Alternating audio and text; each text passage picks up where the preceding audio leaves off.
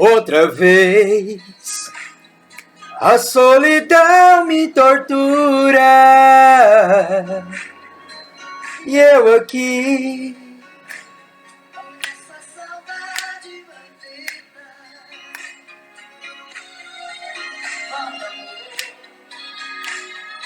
falta você, minha vida.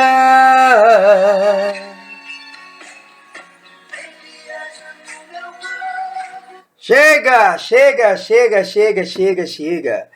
Olá, guri, tudo bom? Pessoal, vamos dar continuidade à nossa aula aqui, certo? E vamos falar sobre urgência e emergência, manobras em RCP em bebês e crianças. Vamos lá? Vamos embora. Olha só, pessoal. Vamos falar diretamente na parte da circulação do bebê e criança.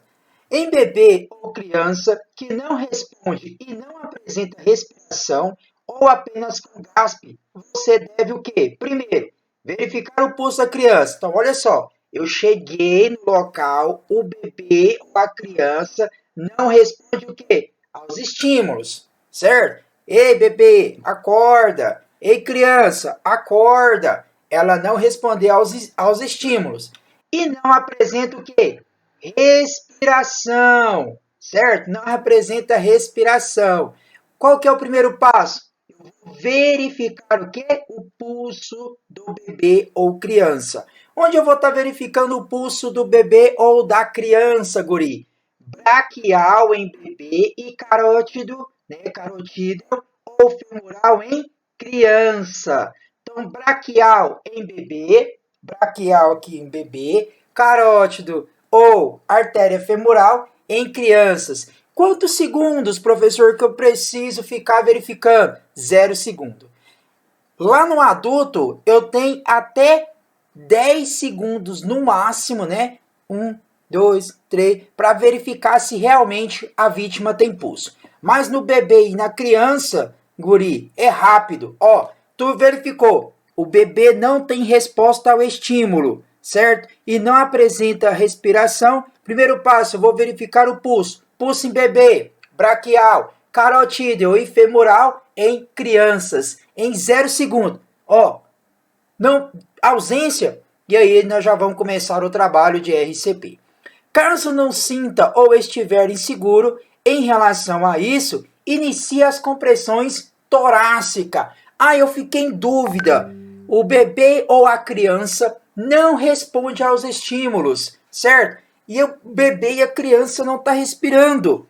E eu tenho dúvida ao verificar o pulso do bebê ou da criança, certo? Então, eu vou começar ali a minha RCP. É bem melhor do que ficar ali procurando e o tempo está passando. Beleza? Caso o profissional não detecte com rapidez o pulso, a RCP deve ser iniciada, que eu falei anteriormente. Eu estou em dúvida, cara, eu não sei procurar o pulso em bebê ou criança. Eu vou logo começar então o quê? A minha RCP, tá? Menos ênfase é colocada a verificação do pulso, pois dados adicionais sugerem que os profissionais de saúde não podem determinar com rapidez e segurança a presença ou ausência de pulso. Desculpa, pessoal. A responsividade em bebê é avaliada tocando-se ao membro que? Inferior. Lembra? Lá no adulto, eu vou tocar, eu vou observar se o adulto está responsivo ou não, batendo na onde? No ombro do paciente, da vítima. Já o bebê, eu vou pegar o membro inferior dele, certo? E vou dar uns tapinhas assim, ó, no plantar do pé do bebê, para ver se ele responde ou não, tá? Se ele está responsivo ou não. Essa é a diferença. Adulto, vou verificar se há responsividade. Ombro, ei, senhor, não respondeu. O bebê, eu vou verificar no membro inferior, no plantar do pé. Ei, bebê, acorda. Não respondeu, certo? Então tem essa diferença aí, ok? Na realização de RCP com um profissional, iniciar com 30 compressões e em seguida 2 ventilações. Com 2 profissionais, realizar 15 compressões e em seguida 2 ventilações. Manter essa proporção até a colocação da via aérea avançada, beleza? Então é como se, ó, olha só, na realização de RCP com um profissional, iniciar 30 compressões, seguida 2 ventilações. Um socorrista só. 2 socorristas, 2 profissionais, eu vou realizar quanto? 15 compressões, em seguida 2 ventilações. Entendeu? Se você está com 2 socorristas, eu vou fazer a metade das compressões, tá bom? Manter essa proporção até a colocação de uma via aérea avançada. Aí eu tenho a manobra, né? Manobra de Schindler e Jean Trust. Tá bom? Ei, pai, vem cá. Essas manobras nós vamos aprender. Aqui, pessoal, coloquei aqui, ó, a presença de um bebê e o profissional verificando aqui o pulso braquial, certo? O pulso braquial. É aqui que eu vou verificar. E a minha responsividade? Onde eu vou verificar no bebê? Vai ser aqui no ombro? Não. Vai ser na região frontal? Não. Vai ser aqui no tórax? Não. Vai ser aonde? No membro inferior, eu dando tapinha no plantar do pé do bebê, ok?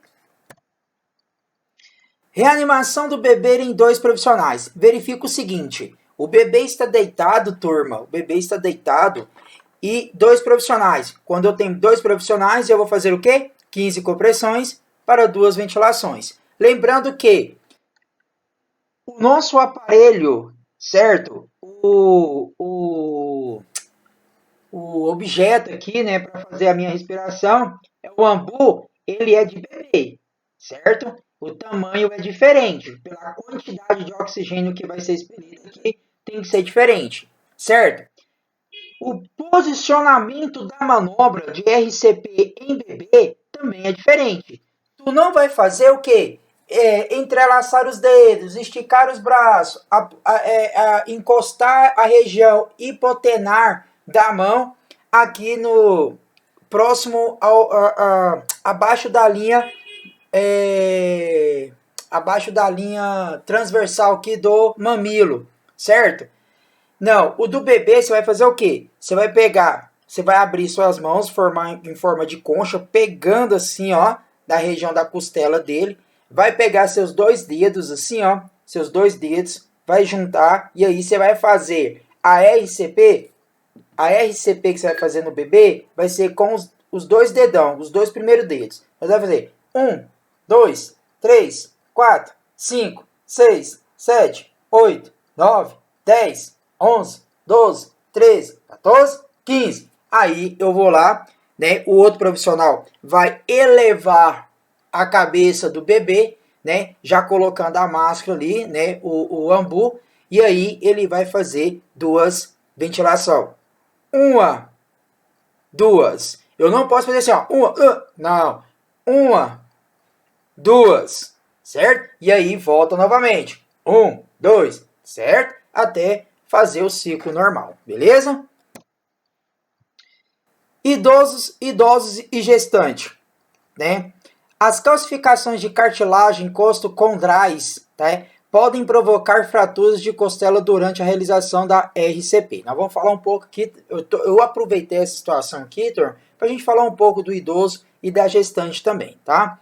Então, olha só, as calcificações de cartilagens costocondrais podem provocar fraturas de costelas durante a realização da RCP. Isso aqui, pessoal, ó, é nítido.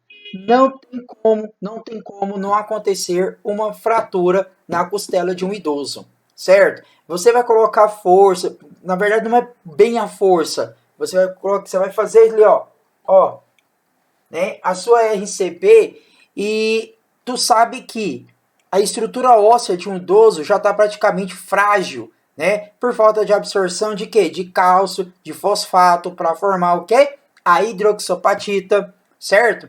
E aí o que falta? Absorção de cartilagem, a diminuição de colágeno, certo? E aí proporciona aí mais fragilidade na estrutura óssea e acaba ali fraturando, tá bom? Gestantes. Gestantes é algo mais assim complexo. Vamos lá. Para realizar adequada RCP, faça tração do útero para o lado esquerdo da cliente. Assim, você estará descomprimindo a veia cava e tornando a manobra de RCP mais eficaz, melhorando a situação da mãe e do feto. Lembre-se do princípio: se a mãe estiver bem, o feto também estará. Para você realizar uma RCP em gestante, é um pouco mais complexo, turma. Por quê? Você tem que verificar se a gestante está responsiva. Você tem que verificar se ela respira ou se ela tem pulso. Se ela não tem, tem ausência de pulso e respiração, tu vai ter que começar a RCP. A paciente está barriguda, tá com barrigão, certo? E aí, turma, o que você tem que fazer? Você tem que lembrar o seguinte: existe uma veia cava inferior aqui, certo? E quando ela está deitada, né, de barriga para cima, assim, decúbito dorsal, né, o feto vai fazer isso aqui. E pode ocorrer vai comprimir aqui, então, o que? A veia cava, dificultando, então, o retorno venoso. Então, o que a literatura pede para a gente fazer? Para realizar a adequada RCP, faça a tração do útero para o lado esquerdo da gestante, certo? Então, se ela está deitada, outra pessoa vai pegar a barriga, certo? E vai trazer para o lado esquerdo. E a outra vítima, perdão. E a outra pessoa vai começar a RCP nessa paciente. Tá bom? Para que isso, professor? Para facilitar o retorno, o retorno venoso, etc e tal. Tá bom? Vias aéreas e criança. A utilização de conchins facilitará a abertura das vias aéreas com a manobra de inclinação da cabeça e elevação da mandíbula. Então, presta atenção. Bebê com flexão do pescoço. Observa que as vias aéreas superior dele fica um pouco obstrutiva, certo? Fica aqui, ó, e atrapalha um pouco a passagem aqui, se no caso você for colocar uma via aérea avançada, certo? O pescoço na posição neutra, tá vendo que você colocou um conchinho sobre a região dorsal, né, do bebê, né? Então, eu consigo abrir mais as vias aéreas, facilitando ali então a passagem, né, a ventilação, até mesmo a colocação de vias aéreas avançadas, tá bom? Boa ventilação no bebê e criança. Com a série de compressões torácicas iniciais, o procedimento ver, ouvir e sentir se a respiração foi excluída dessa sequência de RCP. Todo mundo já sabe disso. A ventilação com via aérea avançada em bebê e criança seguem as mesmas orientações preconizadas para o adulto, ou seja, cada ventilação é oferecida por cerca de 1 segundo, verificando se a elevação do tórax. Então, se o bebê ou criança ela tem pulso, mas ela não respira, eu vou oferecer ventilação a ela. Como que vai ser? Eu vou abrir as vias aéreas dela aqui, colocar a máscara aqui, né, juntamente com o ambu, e vou ventilar 1 segundo a cada 1 segundo. Entendeu? Preconizada para adulto, ou seja, cada ventilação é oferecida por cerca de 1 segundo. Vai. 1, 2, 3, 4, 5. Entendeu? E assim vai. Beleza?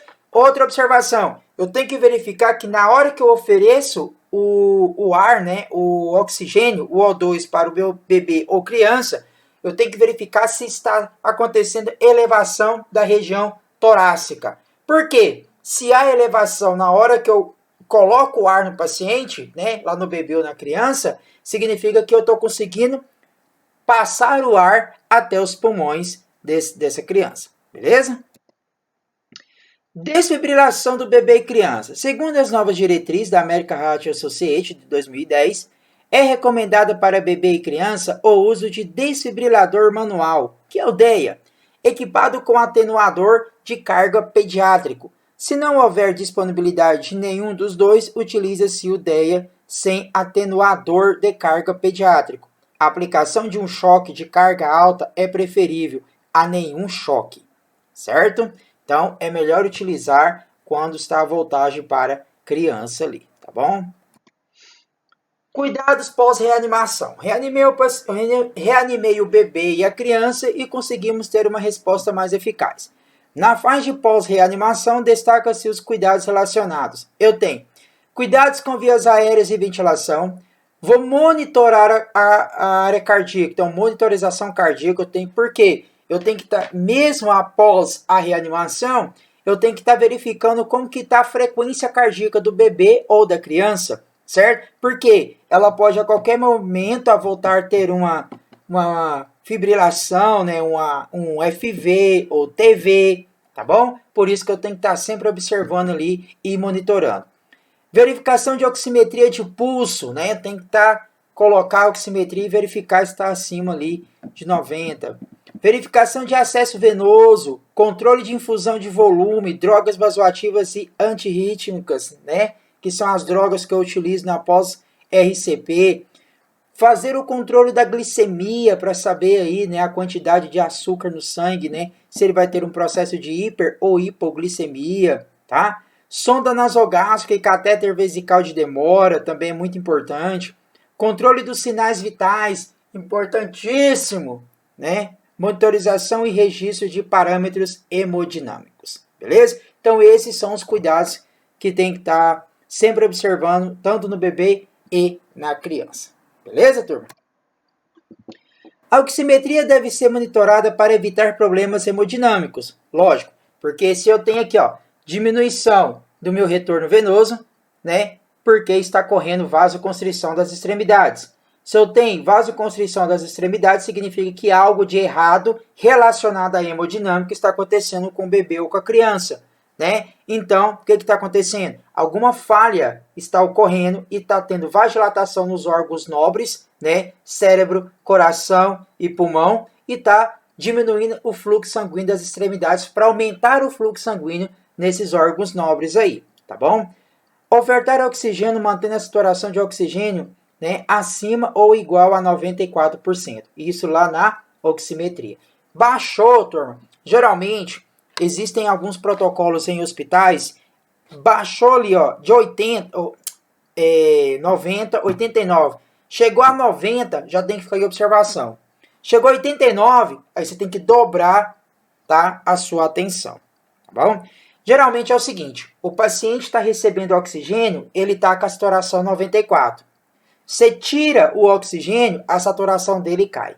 Tá? Então tem que estar sempre verificando isso aí. Saturação do bebê ou criança, uso de ventilação, tá tanto.